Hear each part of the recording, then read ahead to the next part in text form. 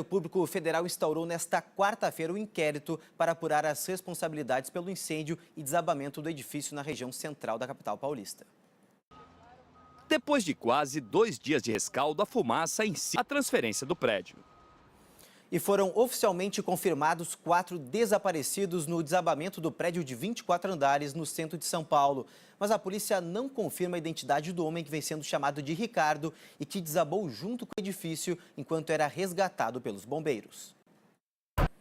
E os outros 3 desaparecidos são uma mulher e os filhos gêmeos que não conseguiram deixar o prédio a tempo. Assistentes sociais foram avisados pelo ex-parceiro da moradora, que já foi procurada nos abrigos da prefeitura.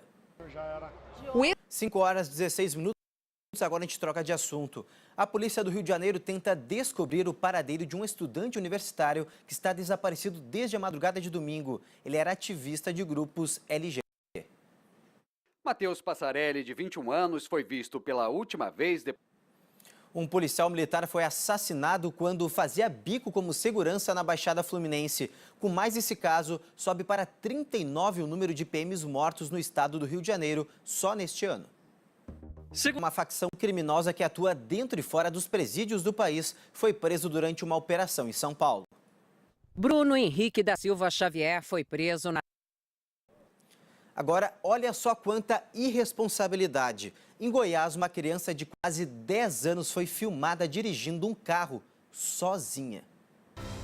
O vídeo foi feito no município de... O Supremo Tribunal Federal retoma hoje o julgamento das restrições ao foro privilegiado de deputados e senadores. Até agora, 10 dos 11 ministros já votaram a favor de limitar o benefício apenas aos crimes cometidos durante o mandato. Mas existem divergências sobre as ações penais contra parlamentares, que ainda podem ser julgadas pelo Supremo. A discussão sobre o foro privilegiado... A discussão sobre o tratamento especial dado às autoridades e aos políticos investigados não está só no Supremo. Na Câmara, uma proposta que limita o foro privilegiado entrou na fila para ser analisada. O foro privilegiado foi criado há 30 anos na Constituição do Congresso. A Procuradoria-Geral da República denunciou nesta quarta-feira o ministro da Agricultura, Blairo Maggi, por corrupção ativa. Segundo a Assembleia Legislativa de Mato Grosso. O ministro Blairo Maggi declarou estar indignado com a denúncia e disse que o mesmo fato já havia sido investigado e arquivado. A defesa de Sérgio Almeida afirmou que a denúncia não se sustenta e que a posse dele foi legal. Nós não conseguimos contato com o ex-conselheiro Alencar Soares. E agora preste atenção nessa informação. Um estudo da Organização Mundial da Saúde mostra que 9 em cada 10 habitantes do planeta respiram ar poluído. O resultado são 7 milhões de mortes por ano. Quem mora nas grandes metrópoles convive com um problema em comum. 5h29 e voltamos a falar sobre o prédio que desabou no centro de São Paulo. A repórter Fernanda Trigueiro acompanha todas as informações. Eu falo agora com ela. Fernanda, você já consegue notar uma rápida evolução na retirada dos escombros com a ajuda de todo esse maquinário?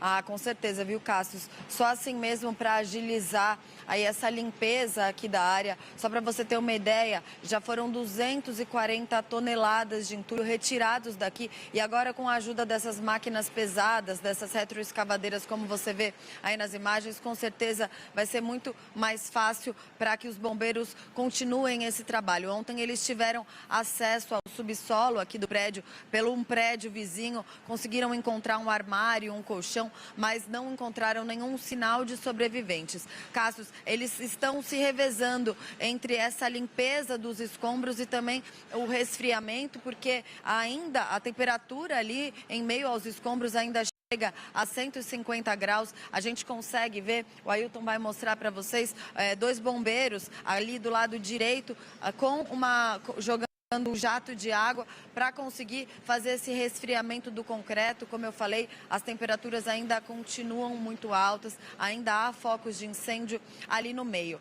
Os bombeiros também trabalham para conseguir encontrar a caixa de energia aí do edifício, porque há a suspeita de que desse concreto aí, de todo esse resto do prédio esteja energizado o que é um risco, principalmente para as equipes que trabalham aí nessa limpeza aqui do local. Cássio, como eu te falei, ainda os bombeiros trabalham para conseguir encontrar possíveis sobreviventes. Já se passaram aí 48 horas desde o desmoronamento aí do edifício Wilton Paz de Almeida. A cada hora que passa, a esperança para que encontre algum morador com vida diminui, Cássio.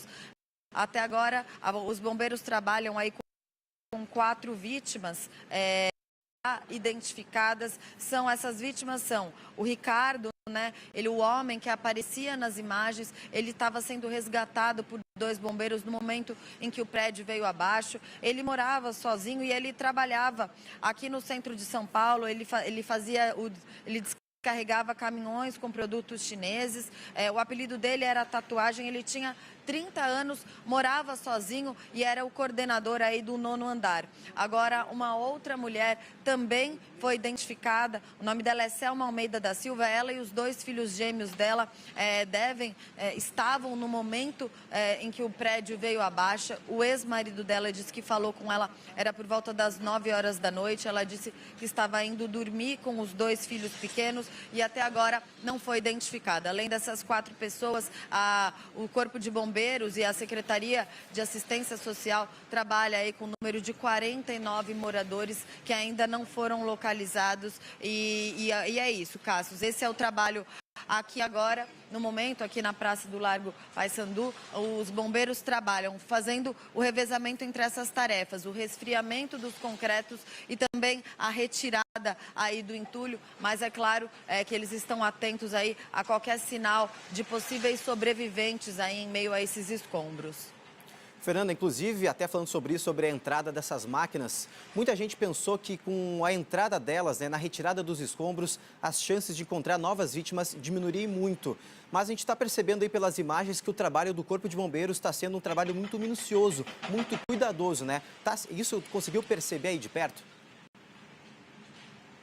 É isso mesmo, foi uma decisão do Corpo de Bombeiros já mudar aí essas tarefas, né? Agora eles entraram com essas máquinas pesadas, mas eles deixaram bem claro, até conversaram aqui com a imprensa, eles tomaram essa atitude depois das 48 horas, foi uma reunião por volta das 3 horas da manhã, essa reunião durou aí cerca de meia hora para que eles tomassem essa decisão de mudar aí os trabalhos, né? Para que eles agora comecem um processo, mas eles deixaram muito claro para todos que eles estão atentos a qualquer sinal aí de possíveis sobreviventes, mesmo entrando com esse trabalho mais pesado aí do maquinário. A gente vê, inclusive, isso, mas essa é uma área que já foi muito bem olhada, muito bem observada aí por todos os homens do Corpo de Bombeiros. Inclusive, Cássio, se há alguma chance de sobreviventes, eles falam que essa pessoa poderia aí,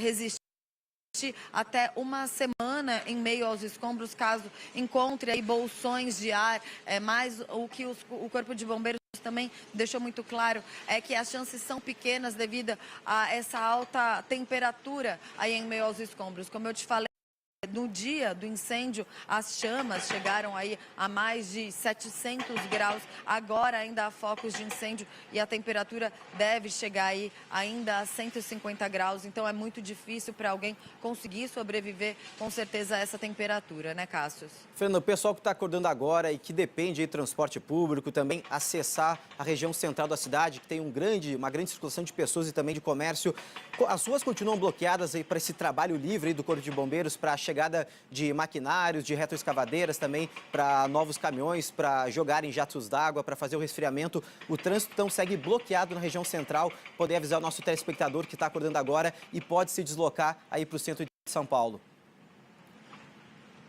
Com certeza, Cássio, essa tragédia mudou realmente a vida de todos os paulistanos. Além de todos estarem muito sensibilizados aí com a dor, com a realidade desses moradores que perderam tudo, quem trabalha, quem mora aqui no centro de São Paulo também está com a rotina bastante alterada. As ruas continuam aí com sentido invertido, muitas delas. Há rotas alternativas para o meio, para os ônibus, para o transporte público, e deve continuar assim por mais ou menos um Uns 15 dias foi o que a Secretaria de Transporte e Mobilidade aqui de São Paulo disse, que por pelo menos 15 dias toda essa rotina das ruas aqui do centro que moravam no local ficaram sem ter onde dormir. Algumas foram para alguns abrigos oferecidos pela prefeitura da cidade. Outras preferiram passar a noite ao relento. Obrigada. É isso que a gente deseja. Boa sorte e um teto para se morar. Bom, gente, o secretário da Segurança Pública de São Paulo disse que a polícia vai investigar a cobrança de aluguel por parte dos coordenadores do movimento que controlava a ocupação. As denúncias surgiram logo depois do desabamento. O desabamento em São Paulo acendeu um sinal de alerta em relação a outras ocupações da cidade. A partir da próxima segunda-feira, a Defesa Civil Municipal vai começar a fazer uma vistoria em 70 prédios ocupados por sem-teto na capital paulista. Já são 8 anos esperando a casa própria. Foi adiada. O dólar comercial atingiu nesta quarta-feira a maior cotação em quase 2 anos, R$ 3,55. A alta assusta quem está com viagem marcada para o exterior. O dólar turismo já está sendo vendido a quase R$ 4,00. Bons tempos os da... né? Quando o dólar estiver mais baixo. E o grupo extremista ETA divulgou uma carta que decreta o fim da organização. A declaração foi publicada nesta quarta-feira no país. E o presidente Donald Trump enfrenta um outro escândalo. Nesta quarta-feira, o novo advogado dele confirmou o pagamento de $130 mil pelo silêncio da atriz pornô, com quem supostamente teve um caso extraconjugal. Rudy Giuliani disse em entrevista... Bom, gente, vamos trocar de assunto, falar de futebol. Agora sim está tudo definido. O Liverpool será o adversário do Real Madrid na final da Liga dos Campeões da Europa. Apesar da derrota, o time inglês eliminou a Roma na semifinal. Mesmo com a vantagem de ter vencido a primeira partida por 5-2, o Liverpool em Kiev, na Ucrânia. Verdade, partida imperdível. Bom, gente, 3 equipes brasileiras entraram em campo pela Copa Libertadores da América. No Rio, o Cruzeiro atropelou o Vasco da Gama. Egídio cruzou e o zagueiro... Agora são 5h55. Vamos dar uma espiadinha lá fora, ver como está o trânsito neste momento aqui em São Paulo. Tive imagens ao vivo da Avenida 23 de Maio, na altura do viaduto Tutóia. Por enquanto, o trânsito segue bem tranquilo nas 2 pistas, mas deve se intensificar já nas próximas horas da manhã. O rodízio municipal de veículos vale hoje para as placas finais 7 e 8. Para usuários de transporte público, os sistemas de trens e metrôs da capital paulista operam normalmente. Na Grande São Paulo, a quinta-feira começa nublada, mas ainda pela manhã o sol deve aparecer. Os termômetros oscilam entre as mínimas de 17 graus e máximas de 28, mas não há expectativa de chuva.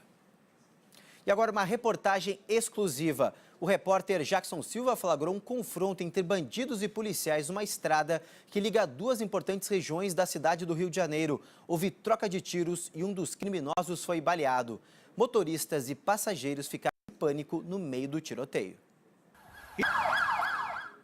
E veja agora mais um caso revoltante. Um professor e a namorada dele foram presos acusados de dopar e abusar sexualmente de 3 crianças na Grande São Paulo.